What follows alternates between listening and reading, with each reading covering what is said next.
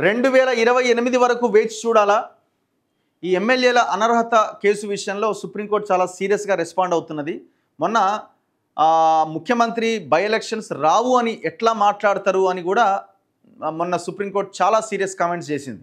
ఇది చాలా తప్పు, మీ అడ్వకేట్కి చెప్పింది, ముఖ్యమంత్రికి చెప్పండి ఇది మాట్లాడడం ఇట్లా మాట్లాడడం కరెక్ట్ కాదని. ఎందుకంటే కోర్టులో కేసు నడుస్తున్నది అండ్ దట్టు వాళ్ళ పార్టీ మారిన విషయం వాస్తవం, కండువా కప్పింది కూడా ఆయనే. మరి కప్పిన తర్వాత ముఖ్యమంత్రి మాట్లాడింది ఏంది? గత 10 సంవత్సరాలుగా మీరు ఏ ప్రజాస్వామ్యాన్ని అయితే తయారు చేశారో, ఏ సాంప్రదాయాన్ని అయితే మీరు తయారు చేశారో, అంటే పార్టీ మారిన తర్వాత స్పీకర్ పరిధిలోని అంశం అని చెప్పి స్పీకర్ని మేనేజ్ చేసి ఆయన వాళ్ళ మీద అనర్హత వేటు వేయకుండా ఎట్లాగైతే చేశారో ఇప్పుడు కూడా గట్లనే కంటిన్యూ అయిద్దని చెప్తున్నాడు. అందుకే బై ఎలక్షన్స్ రావు అని ముఖ్యమంత్రి అసెంబ్లీ సాక్షిగా మాట్లాడాడు. దీన్ని సుప్రీంకోర్టు తప్పుపట్టింది. అయితే అసలు సమయం ఎంత? స్పీకర్ పరిధిలోని అంశం అయినప్పటికీ ఎప్పట్లోగా చెప్తాడు? 2028 వరకు ఉండాలనా? ఎలక్షన్స్ వచ్చేదాకా వాళ్ళు పార్టీ మారి అవతల పార్టీలోకి పోయి ఆ పార్టీ నుంచి ప్రాతినిధ్యం వహిస్తారా అని కోర్టు క్వశ్చన్ చేస్తున్నది. 2028 వరకు వేచి చూడాలా? తగిన సమయం అంటే ఎంత? ఎమ్మెల్యేల అనర్హత కేసులో సుప్రీంకోర్టు వ్యాఖ్యలు, ముగిసిన వాదనలు, తీర్పు రిజర్వ్. సీఎం రేవంత్ రెడ్డి వ్యాఖ్యలపై మరోసారి జస్టిస్ గవాయ్ అసంతృప్తి. గతంలో కోర్టు ధిక్కరణ చర్యలు తీసుకోకుండా తప్పు చేశామా అని వ్యాఖ్య.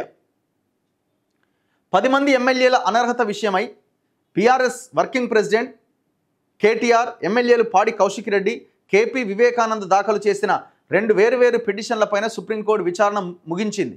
ఇరుపక్షాల వాదన విన్న అనంతరం justice BR Gavai, justice Augustine George మసిహిలతో కూడిన ధర్మాసనం ఆ తీర్పును రిజర్వ్ చేసింది.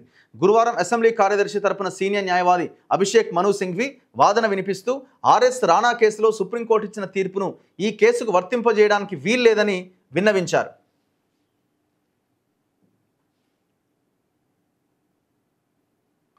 ఆ సమయంలో జస్టిస్ గవాయ్ జోక్యం చేసుకుంటూ, మీ అభిప్రాయం ప్రకారం తగిన సమయంలోగా అంటే రీజనబుల్ పీరియడ్ అంటే ఎంతకాలం? ఇదే ప్రశ్న మరో న్యాయవాది ముకుల్ రోద్గిని కూడా అడిగాం. 2028 జనవరి ఫిబ్రవరి వరకు వేచి చూడడం సబబేనా అని ప్రశ్నించాం. ఆ తర్వాత శాసనసభ కాలపరిమితి ముగియడానికి సుమారు 6 నెలలే ఉంటుంది కాబట్టి అప్పుడు అనర్హతపైన నిర్ణయం తీసుకొని 10వ షెడ్యూల్ను అపహాస్యం చేయొచ్చా?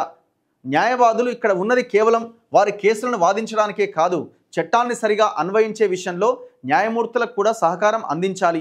న్యాయవాదులు ఉన్నది కోర్టు కోసమే తప్ప కక్షిదారుల కోసం కాదు అని మాకు బోధించారు. కానీ మేము ఢిల్లీకి వచ్చిన తర్వాత రోజురోజుకు ఆ సూత్రాన్ని మరిచిపోతున్నామని న్యాయవాది సింఘ్విని ఉద్దేశించి అన్నారు. అందుకు సింఘ్వి స్పందిస్తూ, ధర్మాసనం ఎంత అనుకుంటుందో అది రీజనబుల్ టైం కిందికి వస్తుంది. అలా కాకుండా మీరు అడిగిన ప్రశ్నకు స్పష్టంగా చెప్పాలంటే 6 నెలలు రీజనబుల్ టైం కిందకి వస్తుందన్నారు. అప్పుడు జస్టిస్ గవాయ్ జోక్యం చేసుకుంటూ, దరఖాస్తు చేసిన నాటి నుంచి 6 నెలలు, ఇప్పటికి ఎంత సమయం అయింది? కోర్టు అడుగుతున్నది అడ్వకేట్ని. అందుకు సింఘ్వి బదులిస్తూ, స్పీకర్ విధుల్లో ఈ దశలో జోక్యం చేసుకోవాల్సిన కేసు కాదని పేర్కొన్నారు. దీనికి గవాయ్ స్పందిస్తూ, మొన్న ముఖ్యమంత్రి అసెంబ్లీ వేదికగా చేసిన ప్రసంగం తర్వాత కూడానా 14 నెలలు గడిచినా ఈ కోర్టు జోక్యం చేసుకోవడానికి ఇంకా సమయం రాలేదంటారా? ఇక్కడ ప్రతి నిమిషం ప్రతిరోజు ముఖ్యమే అని అన్నారు. సింఘ్వి తన వాదన కొనసాగిస్తూ, మణిపూర్ కేసు 2 ఏళ్లు హైకోర్టులో 3 ఏళ్లు సుప్రీంకోర్టులో నడవడం వల్ల చివరకు నిర్దిష్ట సమయంలోపుగా నిర్ణయం తీసుకోవాలని సుప్రీంకోర్టు ఆదేశించిందని గుర్తు చేశారు. అందుకు గవాయ్ స్పందిస్తూ, ప్రతి అనర్హత పిటిషన్ను దాని సహజ మరణం కోసం వదిలిపెట్టి 10వ షెడ్యూల్ను చెత్తబుట్టలో పడేద్దామా? ఇక్కడ పోయింది.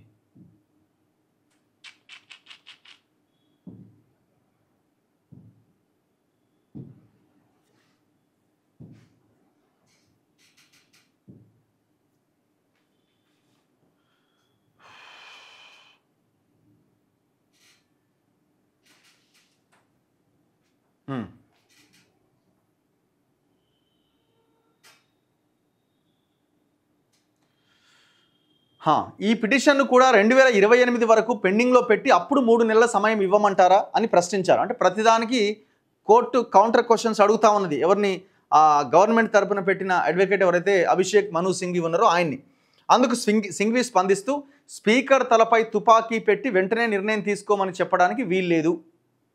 తర్వాత పిటిషన్ల తరపున అర్యామా సుందరం చివరి విడత వాదన వినిపించారు. ఇప్పటికే స్పీకర్కు కావాల్సినంత సమయం ఇచ్చినందున కోర్టులు జోక్యం చేసుకోవాల్సిన సమయం వచ్చింది.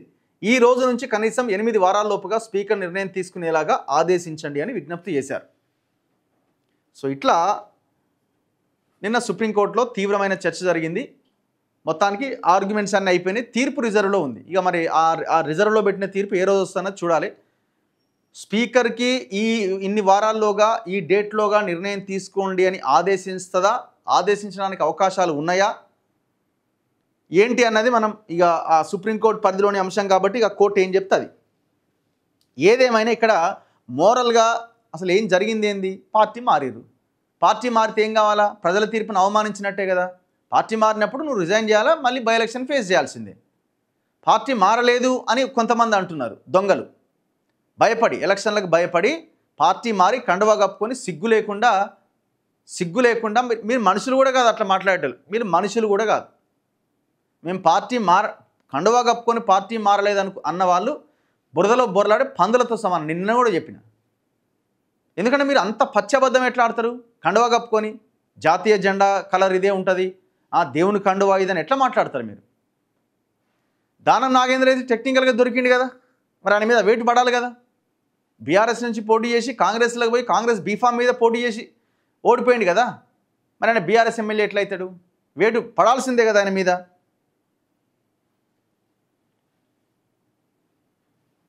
ఆయన దాంతోపాటు నిన్న ముఖ్యమంత్రి చేసిన వ్యాఖ్యల మీద మళ్ళీ ఆర్గ్యుమెంట్ జరిగినాయట. ఉప ఎన్నికలు రావు అంటూ ముఖ్యమంత్రి అసెంబ్లీలో చేసిన వ్యాఖ్యలపైన ఈ కేసు వాదోపవాదాల్లో మరోసారి చర్చకొచ్చింది. సీఎం అసెంబ్లీలో చేసిన ప్రసంగ పాఠాన్ని తాము లైవ్ టెలికాస్ట్ నుంచి తీసుకొని ఇంగ్లీష్లోకి అనువదించామంటూ ఆ ప్రతిని న్యాయమూర్తులకు అందించేందుకు పిటిషనర్ల తరపు న్యాయవాది అరియామా సుందరం ప్రయత్నించారు. అందుకు సింఘ్వి స్పందిస్తూ ఎదుటివారు చేసిన వ్యాఖ్యలకు ప్రతిగా ముఖ్యమంత్రి మాట్లాడి ఉండొచ్చు. దీంతో అరియామా సుందరం ముఖ్యమంత్రి ప్రసంగ పాఠాన్ని ఉటంకిస్తూ వాదన కొనసాగించారు. తాను స్పీకర్ తరపున అసెంబ్లీలో ఉన్న వారందరికీ చెబుతున్నాను, సమీప భవిష్యత్తులో ఏ ఉప ఎన్నికలు రావు అని భరోసా ఇస్తున్నాను అని. ప్రతిపక్ష సభ్యులు ఇక్కడికి వచ్చినా అక్కడ ఉన్నా ఇలాంటి ఉప ఎన్నికలు రాబోవంటూ సీఎం పేర్కొన్నారు.